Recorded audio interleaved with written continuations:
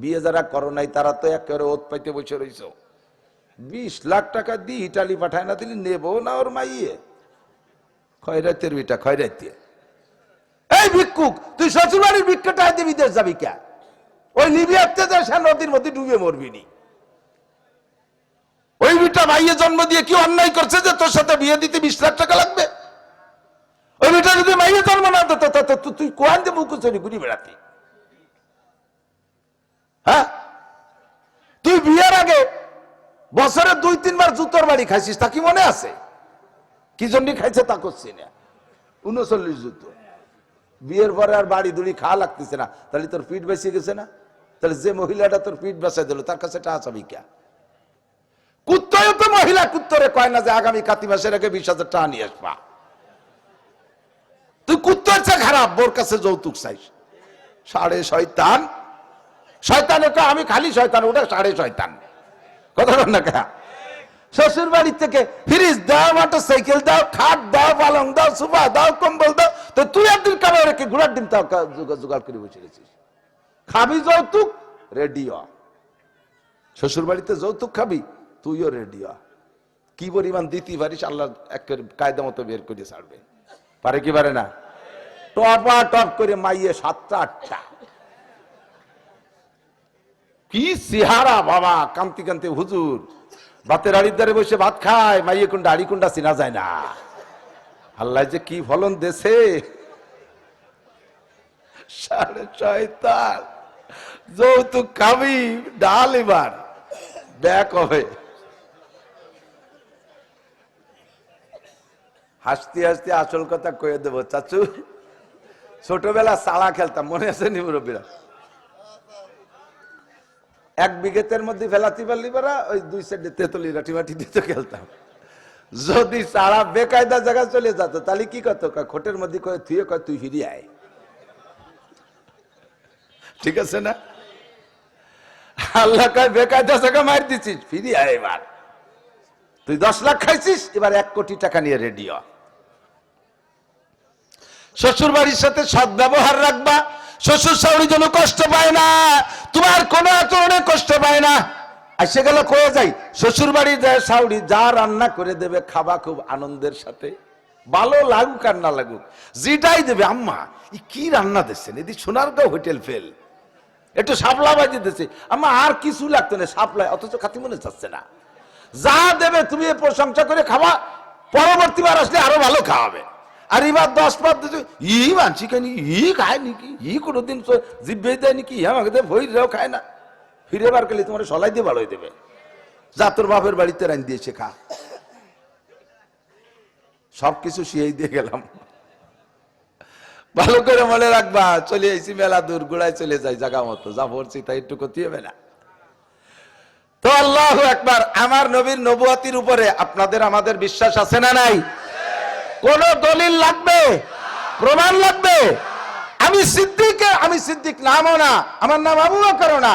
আমি ইয়াকিন রাখবো যদি নবীর জামানায় হইতাম তাহলে খাদিজার মতো, তাহলে আমি সিদ্দিক আকবর আবু বকরের মতো কোন দলিল ছাড়া, কোন প্রমাণ ছাড়া বলে ফেলতাম লা ইলাহা ইল্লাল্লাহ মুহাম্মাদুর রাসূলুল্লাহ। রাজি আছেন না? এই কলেমা পড়তে রাজি আছেন না? আর কলেমাটা এমন দামি কলেমা, যারাই পড়ছেন তামলাউ মা বাইনা সামাই ওয়াল আরদ, আসমান জমিনের মাঝখানে সব ফাঁকা জায়গা নেকিতে ভরে গেছে। আল্লাহু আকবার। নবী আলাইহিস সালাতু ওয়াস সালাম সাহাবায়ে কিরামদেরকে নিয়ে বসে আসরের পরে বয়ান করতেছে। গরম পানি আছে? আমার হলো জ্বর আর গলা ব্যথা হয়েছে ভীষণ, হাসি আসতেছে। করোনার বছর হলি পরে এতদিন লকডাউন দিয়ে দিত আমারে, আরে একই রকম গলার উপরে বাস ব্যথা, হাসি আসতেছে।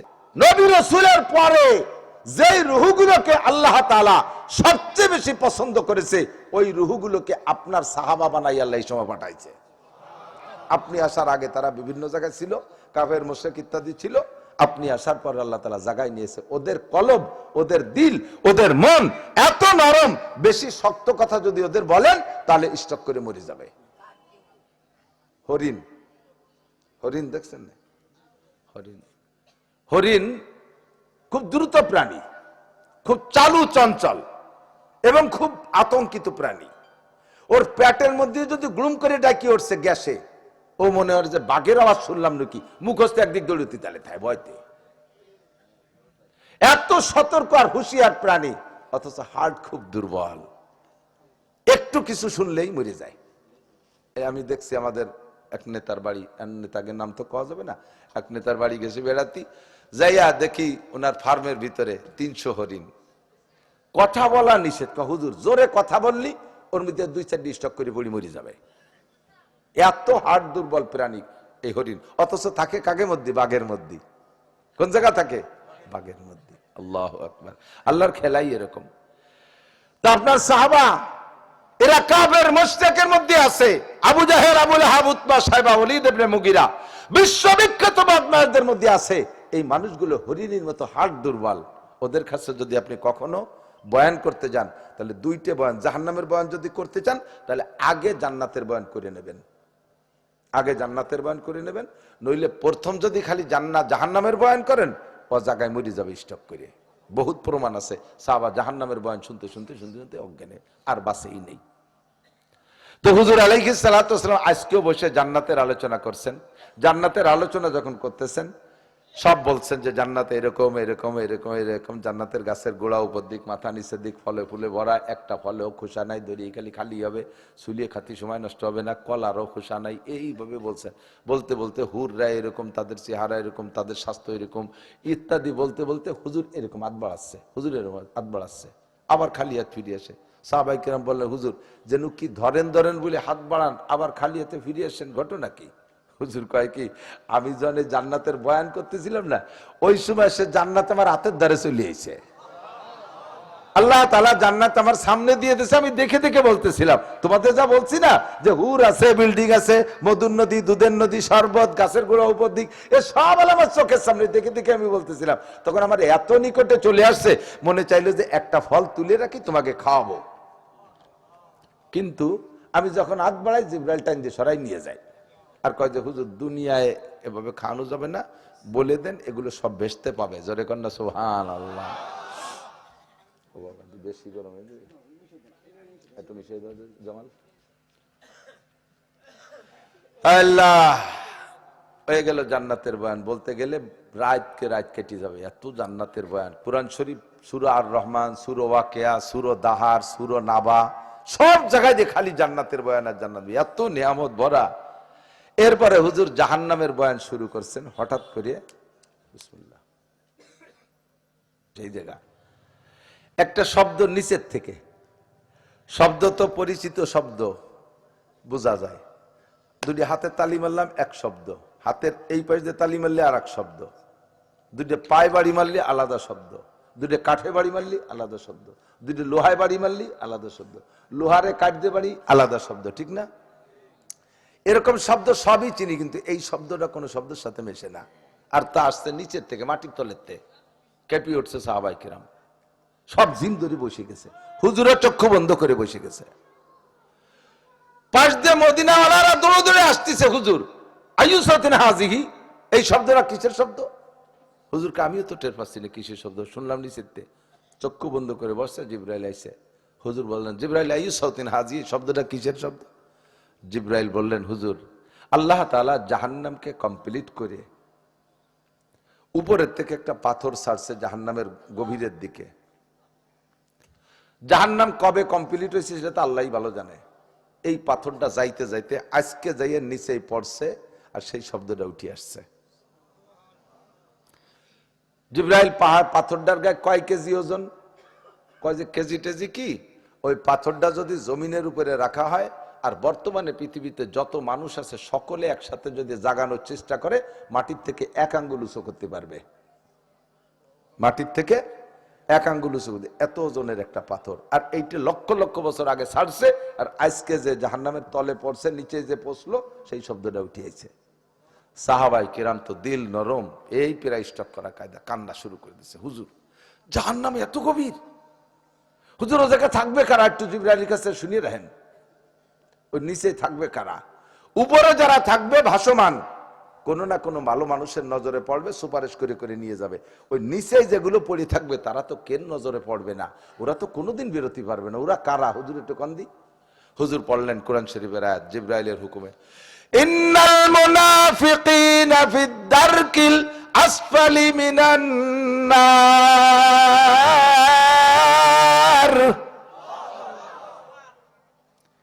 দারকিল আসফাল, তার মানে সবচেয়ে নিচে এ জায়গা থাকবে আমার উম্মতের মুনাফিকরা। কারা? কারা? শাট আপ, নোটক বাট উস্কুত, কথা হবে না, খালি গিলতি হবে ওয়াজ। আমার ভাইরাল হওয়ার দিন শেষ, বার্ধক্যে চলে গেছি, এখন আর ভাইরাল হওয়ার বয়স নেই। ভাইরাল হতে গেলে সেরকম আবা লাগে, কাবা লাগে, পাগড়ি লাগে, জুব্ব লাগে, টায়ার, পাগড়ির উপরে টায়ার লাগে, ও কিচ্ছু আমার নাই। তারপরে ল্যাপটপ লাগে, বাপ ভঙ্গি লাগে, 4-5 জন আরদালি ফারদালি লাগে, একা একা ঘুরে বেড়ে। ভাইরাল হওয়ার দিন শেষ। ভয় হচ্ছে কখন চলে যাব। উচিত কথা কটা কয়ে যায়, একটু গুনে গুনে মনে রাখেন। পারবেন তো ইনশাআল্লাহ? কারা থাকবে ওখানে? মুনাফিক। নিচে থাকবে কারা? আর নিচেরা কত নিচে? এ কি মাপার কোনো ভীতি আছে? আমাকে বঙ্গোপসাগরের তলদেশ পরিমাণ কি শিরকি, অত বলাই বাহুল্য, অসংখ্য গভীর। ইন্নাল মুনাফিকিনা ফিদ দারকিল আসফালি মিনান নার। জাহান্নামের ওই গভীর তলদেশে থাকবে আমার আপনার উম্মতের মুনাফিকরা। হুজুর বললেন আল্লাহ পাক বলেছে মুনাফিকরা থাকবে। সাহাবায়ে কেরাম কান্না শুরু করে দিয়েছে, ইয়া রাসূলুল্লাহ বাইয়িন মুনাফিকা।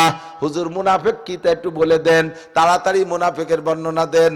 আনাফাকনা, আমরা কি মুনাফিক হয়ে গেছি নাকি? একটু বাছাই করে নেই, আমাদেরকে একটু পরিষ্কার করে নেই, আমরা কি মুনাফিকের কাতারে আছি কিনা।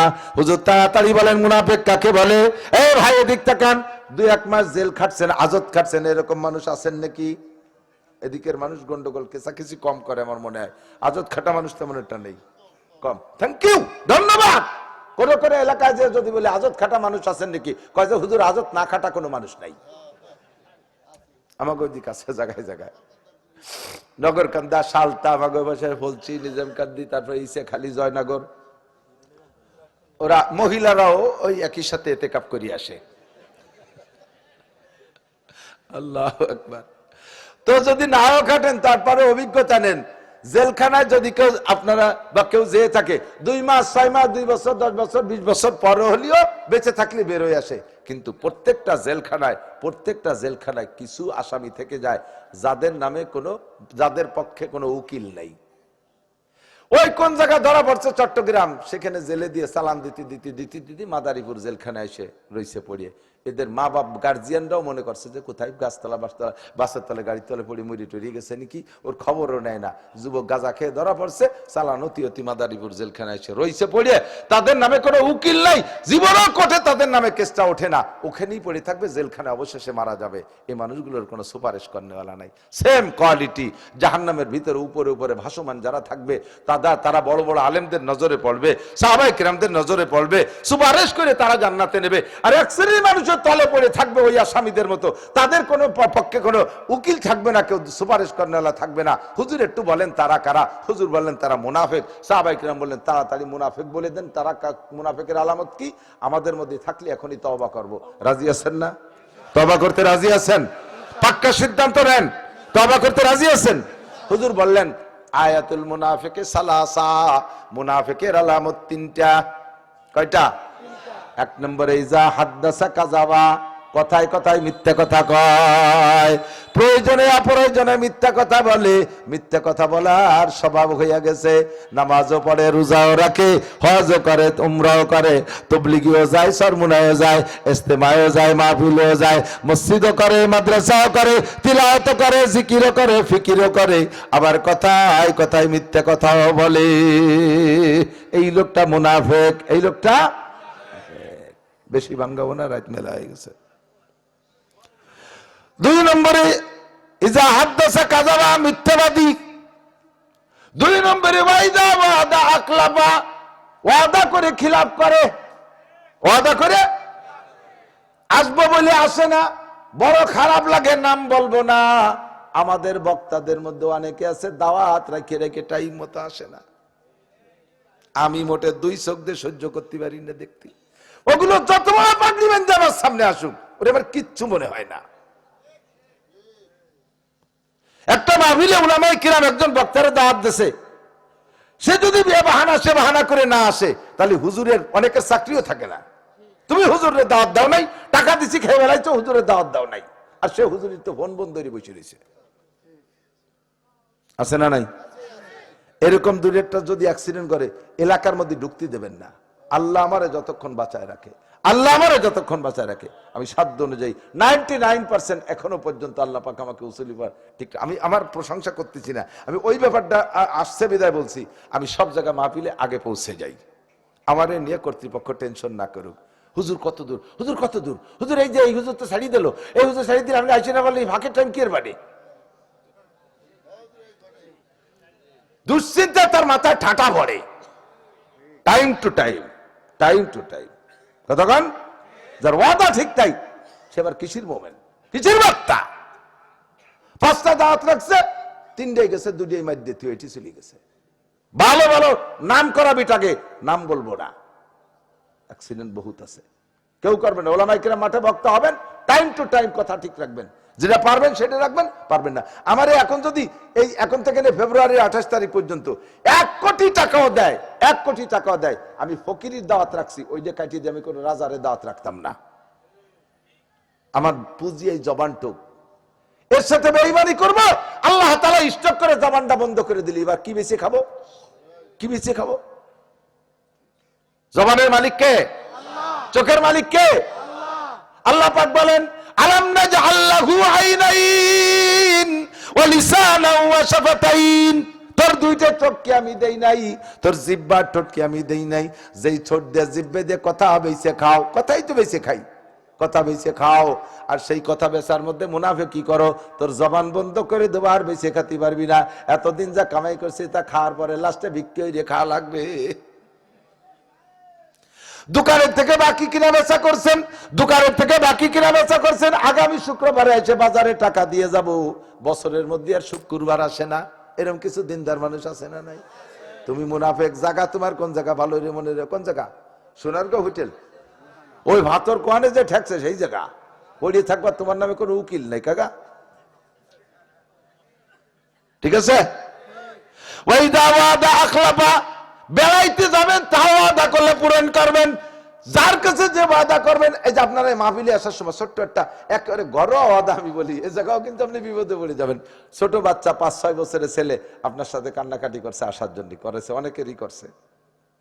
আমি নাজির হুজুরের ওয়াজ শুনবো, এই জ্ঞানের জ্ঞান হতে তারে আনলি তো আপনার একটু কষ্ট হবে, আপনি ইচ্ছে মতো ঘুরতে পারবেন না।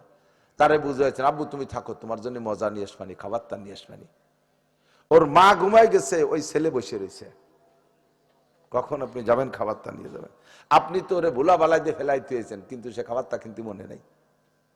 আপনি বাসায় গেছেন, যার সাথে সাথে আপনার কাজ শুনিয়ে আপনার স্ত্রী উঠে পারে নাই, ও যাইয়ে দরজা খুলেছে, আব্বু আমার খাবার থাকো। কেমন লাগবে বলেন তো? কেমন লাগবে বলেন তো?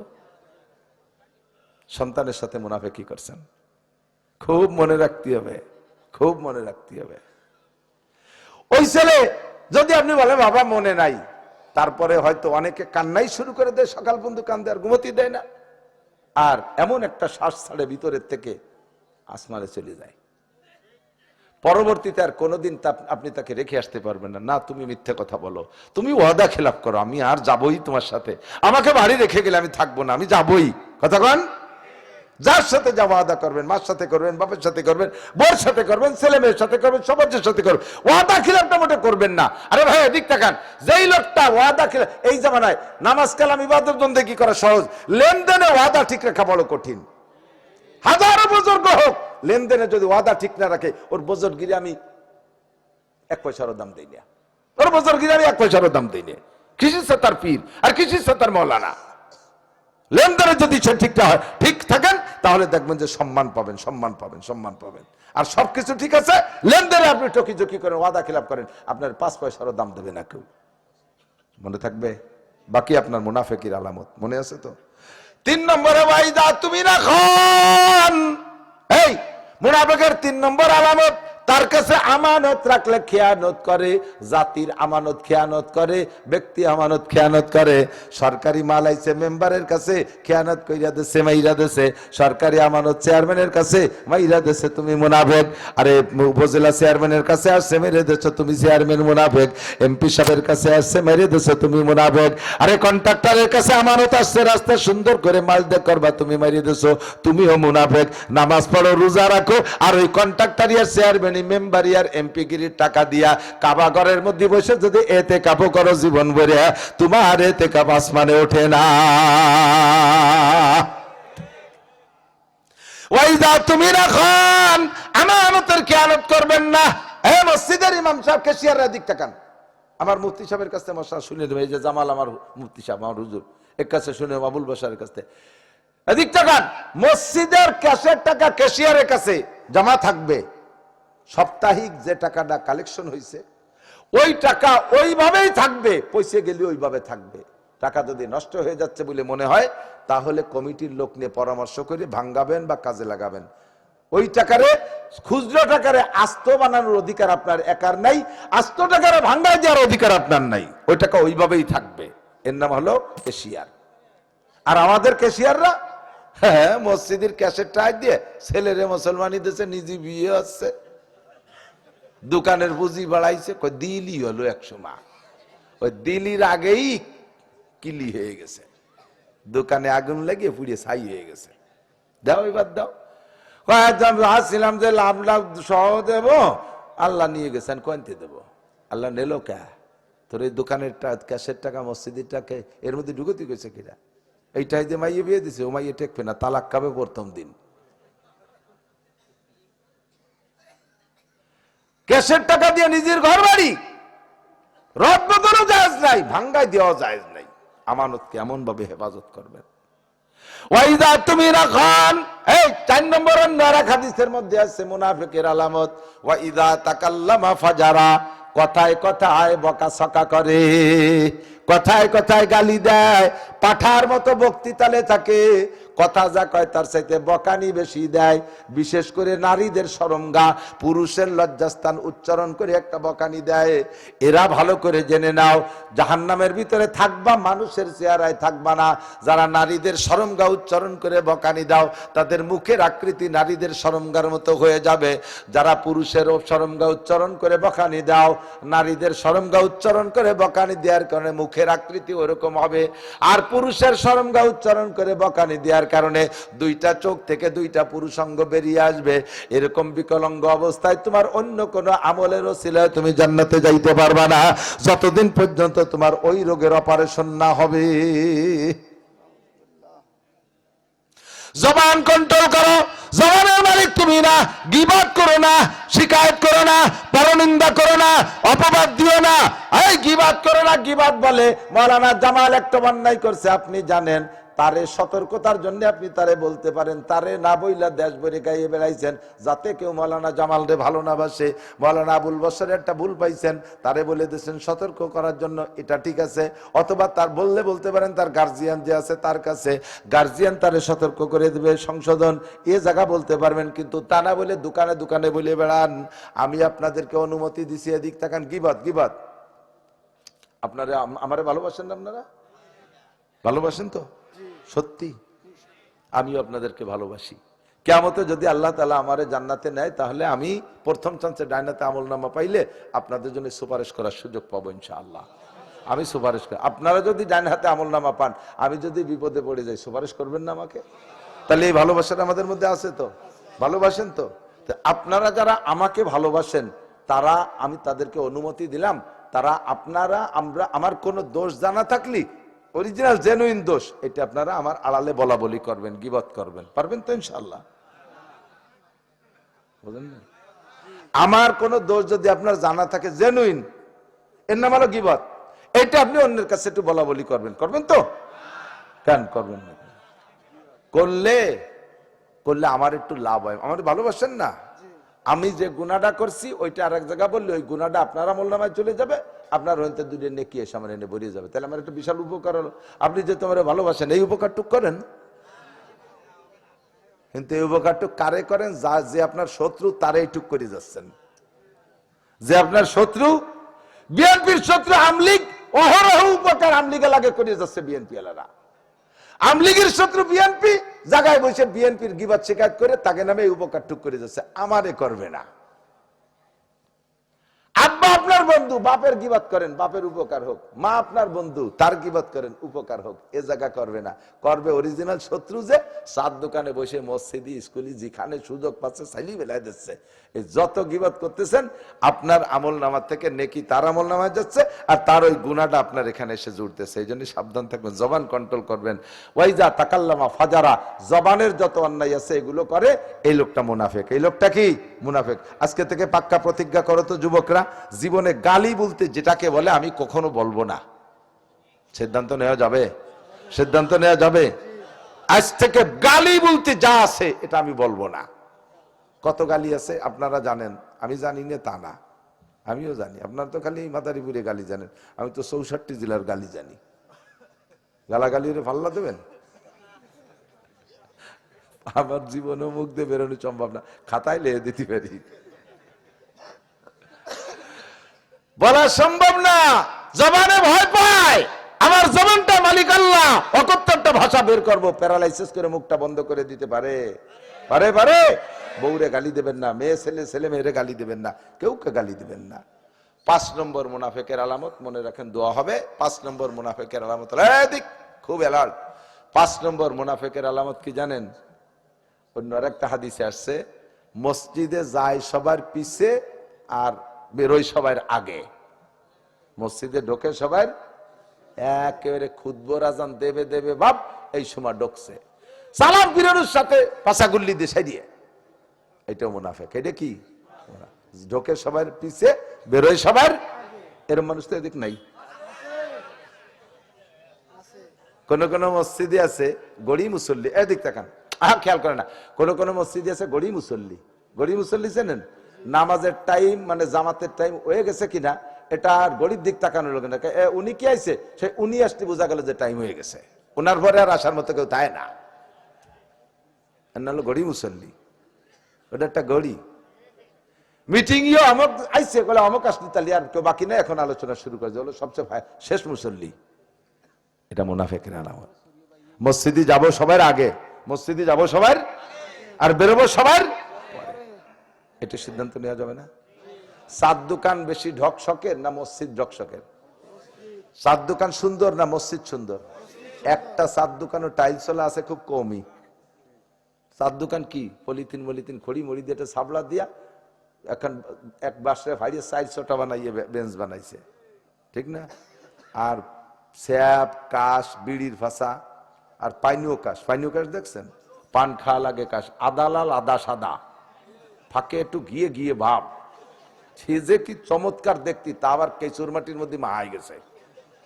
সেই জায়গার দিন ডে বসে বসে থাকতে ভালো লাগে, আর মসজিদ টাইলস আর এয়ার কন্ডিশন সে জায়গা ভালো লাগে না। এটা হলো মুনাফিকের আলামত। এটা কি? মুনাফিকের আলামত। মসজিদে যাবো সবার আগে, বেরোবো সবার পিছে, নইলে পিছে যায় আগে বেরোনোর জন্য যারা পাগল আছে। আগামীকাল শুক্রবার এগুলো পাওয়া যাবে খুব। ইমাম সাহেব, আমাদের মসজিদের এলাকার ইমাম সাহেবরা যথেষ্ট যোগ্য। এরা যদি সপ্তাহে একটা দিন আপনাদেরকে জুমার দিন আধা ঘন্টা টাইম পায়, সাপ্তাহিক প্রয়োজনীয় সব মাসালা আপনাকে শিখিয়ে দিতে পারে। কিন্তু আপনারা মুসল্লিরা যান এমন সময় যে হুজুরির খুতবার টাইমের আর 5 মিনিট, আপনার কি ওয়াজ করবে? হুজুর আগের থেকে গুনগুন তালে তাই 2-3 জন নিয়ে, যে বুড়ো কয়জন এসে বসে রয়েছে, তাও এনে জিমের নাল আসছে সামনের পর, হুজুর কি ওয়াজ করবে? শেষে আইছে মুসল্লি, সে সময় খুতবার টাইম হয়ে গেছে, কাজে আপনাদের ওয়াজ শুনাইতে পারে না। আমরা মসজিদে সবার আগে যাব। হুজুর বলেন যে ব্যক্তি জুমার দিন সবার আগে মসজিদে যায়, আল্লাহ তাআলা তাকে একটা উট সদকার সওয়াব দান করে। ইমাম সাহেব নামাজের ওয়াক্ত হওয়া থেকে নিয়ে নামাজের ওয়াক্ত হওয়া থেকে নিয়ে ইমাম সাহেব মেম্বারে ওঠার আগ পর্যন্ত টাইমটাকে 4-5 ভাগে ভাগ করা হয়। প্রথম ভাগে যারা যাবে তাদেরকে উট সদকা, দ্বিতীয় ভাগে যারা যাবে গরু সদকা, তৃতীয় ভাগে যারা যাবে ছাগল সদকা, চতুর্থ ভাগে যাবে যারা মুরগি সদকা, পঞ্চম ভাগে যারা যাবে একটা ডিম সদকা। এরপরে যারা যাবে জাফফাল কলম, ফেরেশতারা কলম কয় যে কলম শুয়ে গেছে আর কালি নেই, এখন আমরা বসে রইলাম, ফেরেশতারা খুতবা শুনতে বসে যায়। এরপরে যে কটা আসে সে কটার নাম আর খাতায় লেখে না। তাহলে কষ্ট কষ্ট যেহেতু জুমা ভর্তি গেলাম, তা খাতায় নামটা লেখানো যাবে না? আগামীকালকে শুক্রবার সবার আগে মসজিদে যাব, এই প্রতিজ্ঞা করতে পারবেন কেডা কেডা? দেখা যাবে, আমি রিপোর্ট নেবো। এই যে ইমাম সাহেবরা তো সব আমার ছাত্ররা, আমাদের সাথীরা, হ্যাঁ, কালকে সবার আগে যাব, কালকে সবার আগে যাব, ঠিক আছে? সবাই যদি সবার আগে যায় তাহলে ফাঁসে পড়বে নাকি না? শয়তান রে পাশে ফেলাবো, ঠিকই কইছে। পিছে ফেলাবো কারে? শয়তান রে পিছে ফেলাবো। আল্লাহ তাআলা আমাদের আমল করার তৌফিক দান করে, বলে না আমিন।